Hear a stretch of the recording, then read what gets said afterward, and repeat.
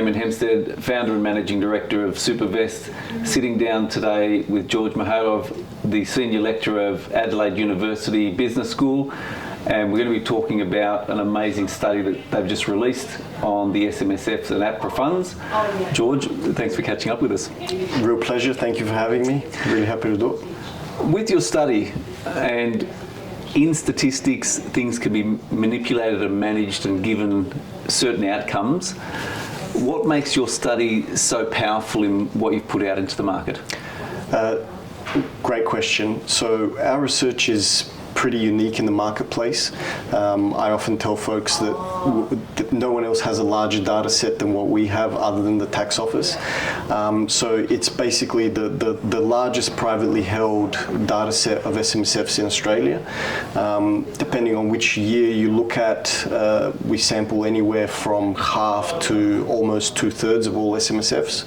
And so from that perspective, our findings are not just robust, but they're very reliable in terms of extrapolating to the entire population of SMSFs. So from a layperson, why, based on that study, why can't that be questioned?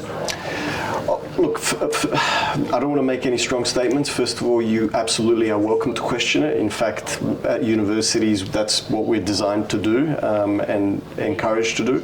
So I welcome questioning it, but we feel it's robust and reliable because it represents a large chunk of the funds that are out there. So it's, statistically speaking, it's really unlikely that a relationship that we find holds for close to 400,000 funds is not going to hold for 600,000 when the 600 contains the 400 in there. Yes. So if you have a pizza and you've eaten 6 of the 8 slices and they're delicious, it's really unlikely that the last 2 slices will be not tasty. I like that. So that you got a pepperoni pizza, and those last 2 pizzas would really have to be chili pizzas. Something would have had to go desperately wrong. Yeah, effectively, the only way that can happen is if the last 2 pieces were cooked using some other process or some other chef or some other oven with different ingredients, and we just know for a fact that that's not what happens in general when we're sampling and when we do surveys. Especially with such a large data set. Precisely. Yeah. So, look, that's not the only strength of our research. There's another key point here about we've gone to great lengths to make sure that the way that we capture performance for SMSFs in our sample mimics as closely as possible what APRA does for APRA funds. So it's not just the size of the sample, excuse me, but it's also how we analyze them and how we measure their performance, which is, like you said previously, an apples for apples comparison. Yeah, and you see a lot in the market. Some funds are doing better than other funds, and those are really apples and oranges being compared in the way that the data is being analysed. We have in fact previously collaborated with the tax office to improve the way that they measure performance for SMSFs, and they have actually done a very good job of that. In fact, they've done as well as they can possibly do, given the natural limitations of the data that they use. Without changing the way they're doing it. Precisely. So they basically, their data input is annual returns, whereas to calculate a rate of return the way that APRA does for APRA funds, you need financial statements. So unless you have financial statements and you're using financial statement data for SMSFs, the ATO will never be able to precisely mimic a rate of return like APRA does for APRA funds. So we actually go in, we ignore the annual returns, and we use financial statements to generate the numbers that we use so that we can compare the 2 groups. Amazing. And with your study, what was in this year, because I know ups and downs, what was the results this year that you found? Yeah, so we've been doing this now. We've covered a period of the last 6 financial years ending in 2021-22. And our most recent results showed that the SMSF sector outperformed the APRA fund sector by several percentage points at the median performance. So the way that I usually explain this would be to say, don't think of it as an average performance. When we talk about the median rate of return at the fund level, think of it as what was the performance of a typical SMSF versus a typical APRA fund. Of course, for APRA funds, that means not only industry and retail funds, but also corporate funds, etc. So if you pull them all together, if you pull all SMSFs together that we have access to, and you pull all APRA funds together, and the data that's published by APRA on those, the sort of the median, the typical fund, the SMSF outperformed the typical APRA fund by around about 4%. And this is in line with what we found in previous years as well, in the sense that typically SMSFs tend to outperform during market downturns or contractionary economic periods, whereas the APRA fund sector tends to do better when it's an expansionary period or things are going well. What do you, I suppose, attribute that to? Yeah, so that is an excellent question. We don't do this work every single time for every single iteration of the project, but in the past we have had a look at asset allocations where APRA funds tend to place their money versus SMSFs, and where are the key differences. So one of the key differences, just to give you an example, is in the rates at which each fund type use and invest in international equities. Okay. So SMSFs tend to, very few SMSFs put money into international equities. And when they do at far smaller proportions relative to APRA funds. So that could be one of the things that explains this. Another one, to give you another example, cash balances. A lot of SMSFs tend to hold overweight positions in cash and term deposits relative to how much cash the typical APRA fund holds. Yeah, which have actually got invested in higher performing assets rather than bank accounts. Correct. So you mentioned about a typical fund and the median. So can you give us a bit of a breakdown about what is a median and how you come up to that? Absolutely. Yeah. So typically you see when people are trying to analyze a large group of anything, you'll see them use averages, and they'll talk about the average performance or the amount of standard deviation in the average performance. So there's a couple of problems with that. In financial series in general, anytime you're talking about assets or dollars, there is a lot of skewness in the underlying distribution. So skewness basically means that you'll have a lot of SMSFs with a little bit of money in them. You have a lot of SMSFs with a medium amount of money, but then when you get to the very large SMSFs, there's very few of those. But the amounts of money that they hold are much larger than... Proportionally larger. Exactly, than combining large groups of the smaller SMSFs, for example. So if you calculate an average asset base for an SMSF, you might get that the average is something like several $1 million, although only 10% of the funds have several $1 million or more, and 90% of them have less than that. So the average in that sense, it's not representative because it's being pulled up by those very big funds. A median avoids that because it basically says to you, I'm interested in the 50th percentile. So I'm interested in the point at which half of the funds are below that number and half of the funds are above that number, irrespective of how big they are. And so that's what we report. We report median RORs. Basically tells you what's the rate of return of the fund that's in the middle of the distribution. Yeah, and because you're dealing with 390 plus thousand funds, that gives you such an accurate position at that point in time. Precisely, yeah. It's the academic standard for summarizing without doing any sort of inferential statistics, for summarizing what's the central location of, let's say, a group of funds. There are other properties in the data set. For example, APRA funds tend to have a lot less variation in their performance, so they're much narrower.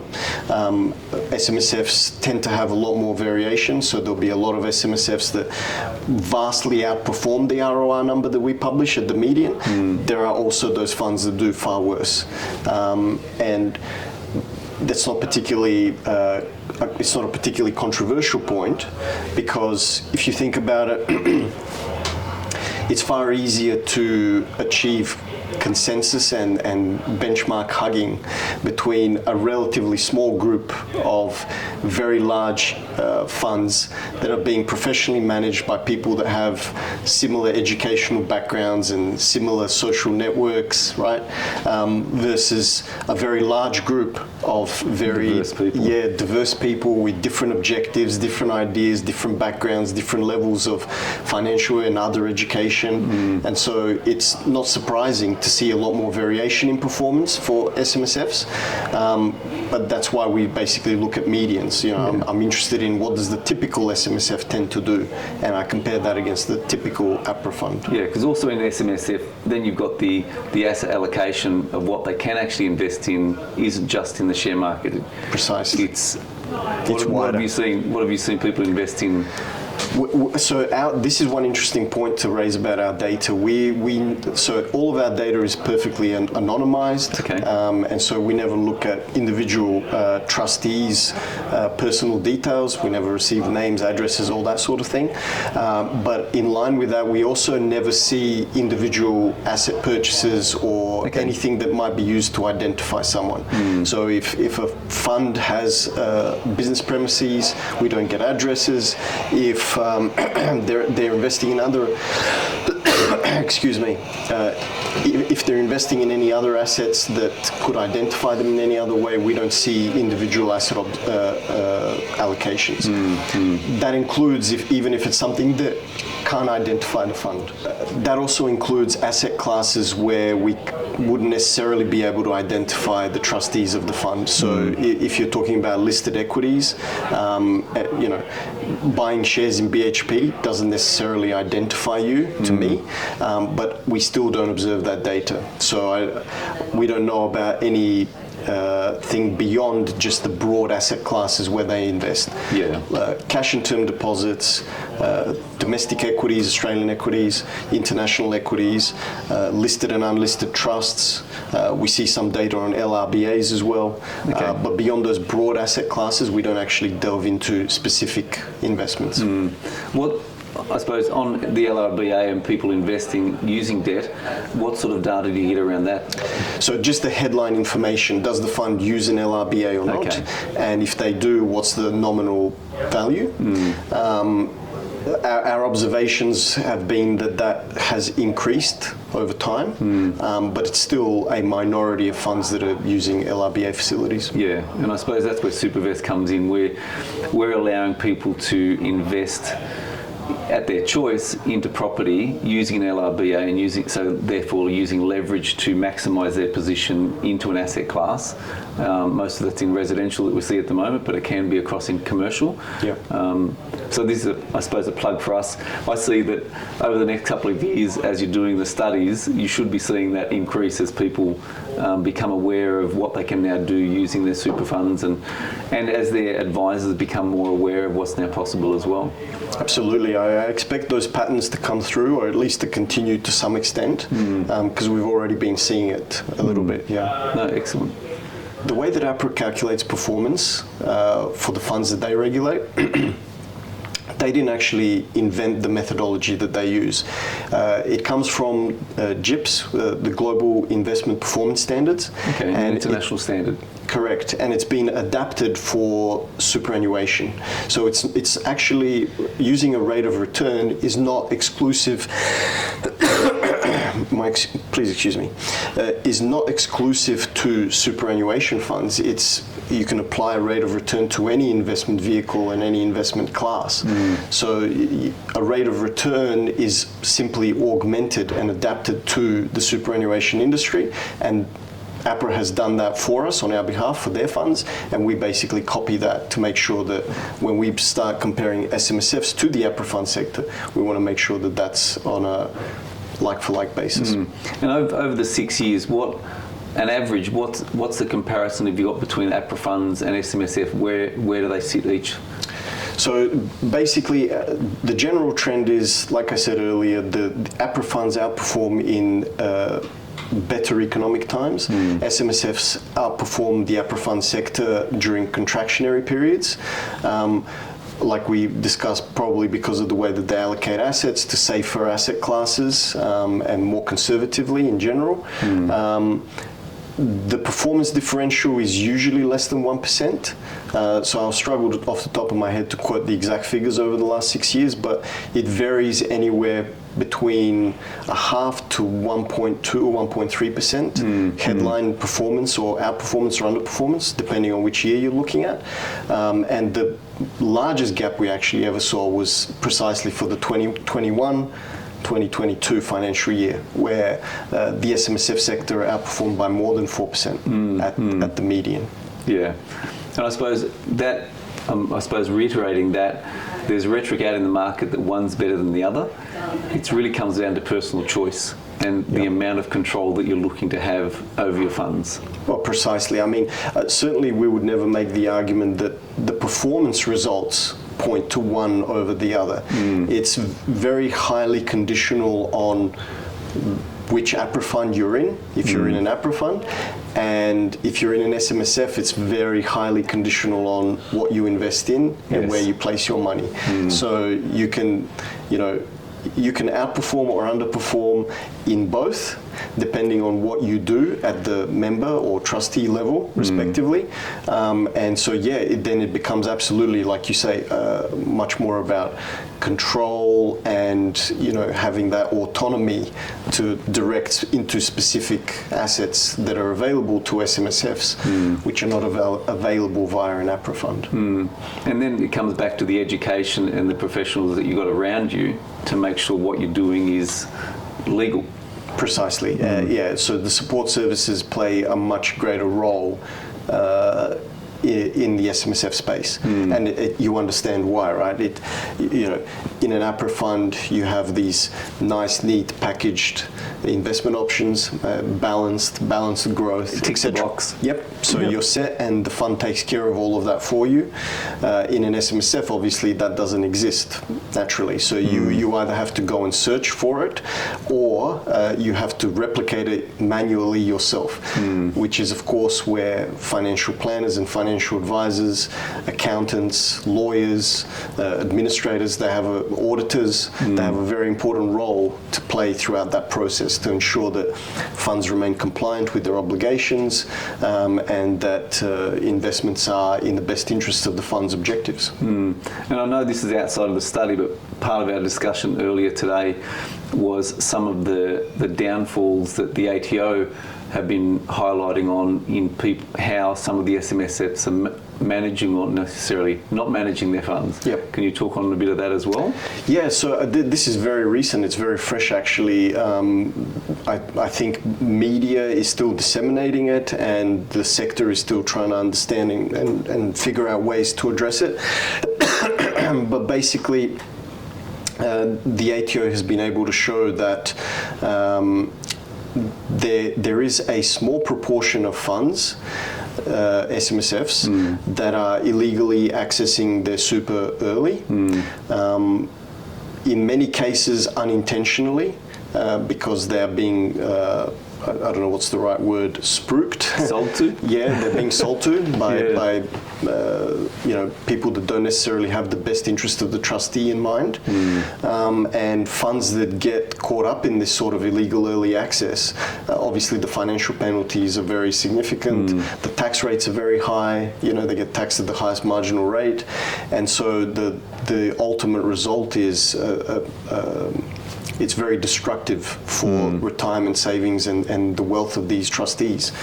So this is a concern, obviously, going forward, and there's a very significant education piece here around trustees need to be made aware of what they are and what they are not allowed to do within their fund in an SMSF. And that comes back to getting the right professional advice from trusted advisors, not necessarily from marketers, but accountants, financial planners. Precisely. On that side of it. And people that trustees should already have a relationship with in some capacity. Absolutely an accountant that's reputable or that they've worked with for many years. No, excellent. George, really appreciate you spending the time with us today and also for lunch as well. It's been my pleasure. It is great meeting yourself and Ralph and being, I suppose, welcomed in here and hearing more about your study and what you're doing to educate people across the SMSF Association and SMSF space. So yeah, thank you very much from myself and my team. It's been an absolute pleasure, and I hope our paths cross again. Look forward to it. Thanks, everyone. Ciao.